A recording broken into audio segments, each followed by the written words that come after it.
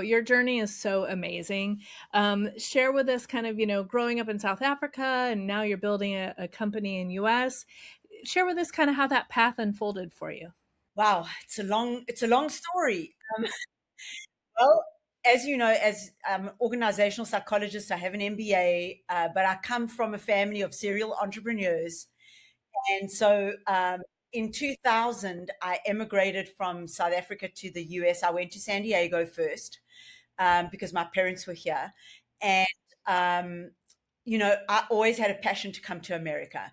And when I arrived, I came with a business that I was already in, which was a jewelry design business. And I had won a contract through Nordstrom's and, was out here trying to launch my brand in America. However, unfortunately, that failed. And I got a position with Four Seasons, the hotel group. And during that time, I actually got a phone call from a friend of mine in South Africa who has a show called Drumstruck, which is kind of like an interactive stomp, if you will. And basically, he said to me, "Listen, you're an entrepreneur, you're an organizational psychologist, you have an MBA. Surely you can take this to corporations." And I'm like, "Surely I can." Brand new country that no one knows me in. Anyway, I went to a party one night, met a woman who was the SVP of Motorola, and we got chatting. And he had just sent me a video to watch, and honestly, the video, like my hair on my arms stood up.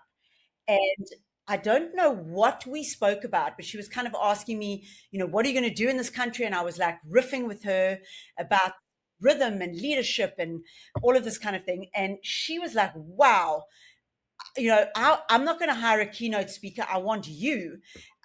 So I've got a meeting for 100 regional managers in Vegas, and I'm hiring you. I said, fantastic. And I literally went home, called Warren, jumped on a plane, went back to South Africa. I bought 100 djembe drums. I bought all the stage gear at a farmer's market, came back to America and flew him in.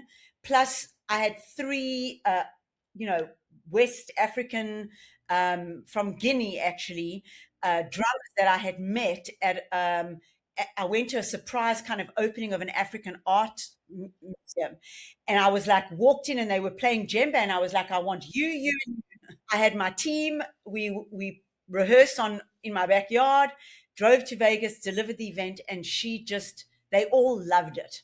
And literally, she was the first client and the only client that ever said to me, "You know what, Natalie, you're not charging me enough. Raise your price." And and then she booked me for a second gig, and that's kind of how the whole stuff unfolded.